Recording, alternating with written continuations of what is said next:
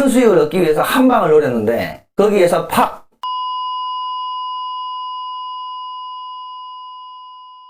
전란 투자법 꼭 남들 하는 대로 안 하고 반대로 하는 스타일. 그래서 남들 많이 먹을 때 많이 먹지는 못하는 스타일. 그게 제 스타일이긴 해요. 남들 많이 먹는 만큼 많이 안 먹어도 내가 만족할 만큼 수익 나던데요. 그냥 예전에 주식을 하다 망한 이유가 처음에는 스스로 공부를 했어요. 가치를 따지고 그 회사의 안정성과 수익과 뭐 이런 거 PER 뭐 이런 거 뭐 다 따져가면서 야금야금 분산 투자하면서 원칙대로 책대로 지켜나가면서 수익을 봤습니다. 근데 어느 틈엔가 그런 거 안 보고 짧은 시간 안에 돈 많이 벌 수 있는 거 그거에 집중하게 되더라고요. 마음이 급해지고 지금 당장 내 눈에 시세가 움직이는 것이 눈에 보이는 것들을 위주로 매수를 하기 시작을 하다가 된통당했죠. 주식을 통해서 부동산을 배웁니다. 주식을 통해서 부동산을 배웠습니다. 주식은 굉장히 빨리 움직여요. 근데 부동산은 거의 비슷한 움직임으로 가는데 그 속도가 늦어서 내가 따라갈 수 있는 여유를 주는 것이 저는 너무 좋습니다. 다만 진입하는 방법에 대해서는 내가 제일 처음에 주식했을 때 생각했던 그 초심을 잃지 말자라고 생각을 하고 부동산 시장에 들어왔기 때문에 저만의 원칙을 지키기 위해서 상당히 많이 노력을 하고 있어요. 예전에도 말씀드렸지만 내 돈이 들어가는 투자를 하지 않는다. 내 돈이 들어가는 투자를 하지 않는다. 그게 제 원칙이에요. 아니 자기 돈 안 넣고 무슨 투자를 합니까? 제 돈 들어갑니다 솔직히.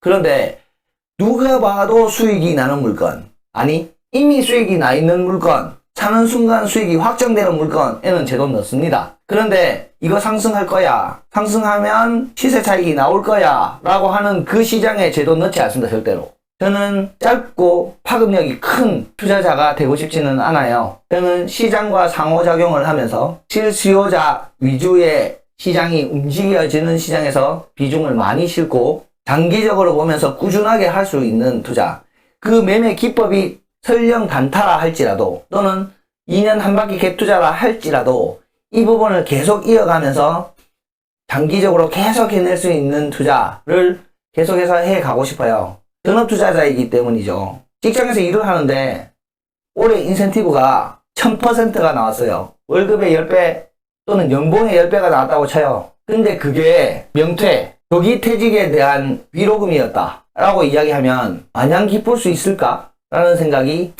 듭니다. 큰 수익을 얻기 위해서 한 방을 노렸는데 거기에서 팍 본인이 생각하지 않은 방향으로 움직이게 되는 순간 본인은 장기적인 투자를 해 나갈 수 없게 됩니다. 여기 한번 타이밍을 두고 부동산의 아파트의 가격은 계속해서 순환을 해 왔습니다.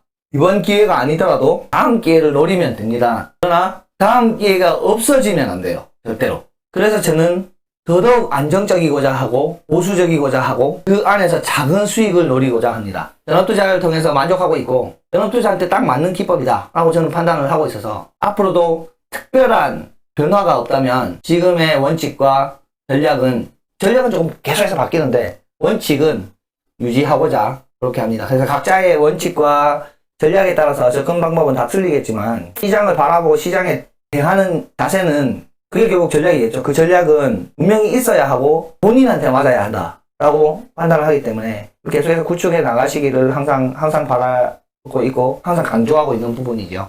마음 급해지지 말고 마인드 컨트롤을 해야 된다. 그렇게 생각이 들어요.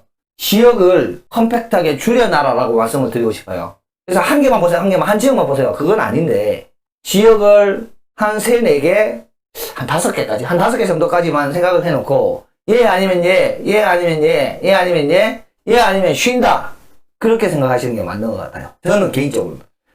그만큼 그 시장의 흐름의 특징에 대해서 본인이 잘 이해하고 있어야 한다는 겁니다. 거기에 지금 지역 경제는 어떻고 실수요가 늘어날 수 있는지 없는지, 공급은 줄어드는지 안 드는지, 이 공급이 줄어드는 거에 대한 민감도가 얼마나 민감하거나 둔감한 지역인지, 그거에 따라서 투자자의 진입이 민감하게 일어나거나 민감하게 일어나지 않는 지역이거나, 그래서 시세 상승이 크거나 작거나 그 부분들을 다 분석해 놓은, 작년에는 그랬는데 또는 지난 상승장이 그랬는데 이번 상승에서는 안 그럴 거야 라고 생각하지 마시고, 지난번에 들어갔던 사람들 결국 이번에 또 들어온다 그렇게 생각을 하면서 그렇게 지역을 짜 놓는 게 맞는 것 같아요. 지금 부산이 올라가는 이유는 이미 지난 상승장에서 수익을 본 투자자가 자기의 투자의 홈그라운드로 돌아오는 수요가 많다라고 판단하기 때문이에요. 울산과 비교를 해보자는 거죠. 울산과 부산. 일지역이 풀리기 전에 부산보다 울산이 먼저 상승을 했어요. 상승폭을 계속 키워나가고 있는데 부산이 상승을 하지 않았죠. 그때 저는 계속 부산 계속해서 외쳤습니다. 왜냐하면 아직 투자자가 안 들어왔기 때문에 부산이 안 올라간 거지. 부산에 투자자가 들어오게 되면 울산에 들어간 투자자보다 훨씬 무서운 투자자들이 들어오는 시장이 부산이라는 걸 저는 알고 있었거든요. 왜? 제가 집어넣은 딱 2개 지역 중에 하나, 저는 5개가 아니라 딱 2개 지역, 서울, 부산, 이것만 계속 하고 있었던 사람이기 때문에 2010년도에도 봤고 2017년도에도 봤고 올해 또 보게 될 거야. 근데 보면 그게 억수로 크다라는 부분을 이미 알고 있었. 그러니까 부산으로 들어오는 투자자의 특징에 대해서 이해를 하고 있었기 때문에 부산을 외쳤죠. 울산이 지금도 많이 올라갑니다. 많이. 근데 어느 틈엔가 부산의 상승이 울산을 넘어섰습니다. 뛰어넘었어요. 근데 그 속도가 굉장히 빠르고 그 폭이 굉장히 크게 올라가 버렸습니다. 그런데 가만히 생각해 보면 돈 되는 직장이 울산이 더 많은데요. 공급은 오히려 울산이 더 작은데요. 근데 왜 부산이 더 많이, 그래서 울산이 상승하긴 하죠. 그런데 왜 부산이 더 많이 상승을 했느냐? 그게 지금 투자 시장의 트렌드잖아요, 사실. 실수요자와 어우러지는 가수요. 이를 넘어서는 가수요가 결국 몇가지 상승을 만들어내고 있는 게 지금 시장이기 때문에 가수요의 움직임을 따라서 사람들이 움직이잖아요. 실수요에 대한 이야기가 비중이 굉장히 낮아요, 지금. 투자자의 움직임에 대해서 지금 많이 집중을 하고자 하는 말씀을 드리는 거거든요. 더 오른 지역이 아니라 지금부터 더 많이 오를 것으로 예상되는 또는 생각되는 지역이 있다라고 판단하기 때문에 그럼 딴 데 어디 가야 돼요? 라고 질문 하실 것 같은데 하지 마세요. 사실 멘토가 내년에 그거 사세요. 그거 좋습니다. 어떻게 그렇게 이야기를 합니까? 그리고 그 판단은 제가 하는 게 아니라 본인이 판단해야 되는 거죠. 그죠? 그래서 항상 이야기해요. 하고 싶어요? 좋은 것 같아요? 그럼 내려오세요. 내려와서 보시고 이야기하세요. 한 번 더 보시고 설명하세요. 말씀하세요. 라고 이야기를 많이 하죠. 자금 규모가 큰 분과 자금 규모가 작은 분들이 움직여야 할 지역은 분명히 따로 있잖아요. 근데 그 중간이 없는 것 같아요. 자금 규모가 진짜 많은 사람, 아니면 자금 규모가 진짜 작은 사람, 그냥 이렇게 딱 나뉜다는, 그렇게 너무 양분화가 되고 있다라는 생각이 들고, 이런 분들의 움직임이 완전히 사실은 다르잖아요. 그죠? 규모가 작은 분들이 움직일 수 있는 지역을 해치지 말고 좀 놔두시라. 말씀을 좀 드리고 싶습니다. 거기는 조금 실수요자들이랑 좀 어울려가면서 그렇게 좀 같이 움직일 수 있도록 좀 놔두면 안 되냐. 그 생각이 들어요. 왜 그 시장을 망쳐놓냐. 그런 생각이 너무 아쉬워요, 사실. 그게 돈의 움직임이죠, 솔직히 말해서. 아니, 그렇게 해서라도 돈 벌 수 있으면 내 돈 쪽은 내가 사는데 네가 왜? 라고 할 수도 있지만, 큰 장에서 더 큰 수익 내면 되잖아요, 사실. 가셔서. 돈 3천만원, 5천만원 들고 경매 투자 하시려고 하는 소액 투자자들이 그냥 바라볼 수 없는 지역이에요, 그 지역. 아직까지는 먼 산이라고요, 그 지역은. 근데 이미 개투자도 하셨고, 분양권도 하셨고, 무슨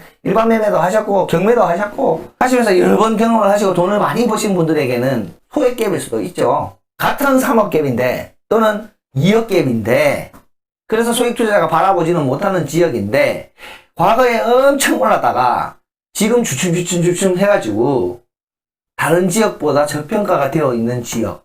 거기에 순환매를 생각하시면서, 경매로 들어가든, 일반 매매로 들어가든, 들어가시라는 거죠. 그럼 돈 없는 분들은 건강 못 가냐? 라고 이야기할 수도 있겠지만, 그분들의 목표가 되어주면 되는 거잖아요. 지금 당장은 못 가더라도, 나도 저기 갈 거야. 그리고 분명히 지금 상승이 다가 아니야. 언젠간 하락하는 장이 오고, 그 지역은 다시 상승을 한다. 그 상승의 폭은 지난번 또는 이번의 상승폭과 같을 것이다. 그러면 이번 거는 못 잡더라도, 다음 건 잡을 수 있도록 내 돈에 맞게끔 내 시장에서 차곡차곡 수익 쌓아가면서 다음 시장 노려야 되겠다라는 희망을 그분들에게 줄 수 있도록 판을 좀 짜보자 하는 말씀. 그러니까 그게 투자자의 균형을 만들어내는 것이 아닐까.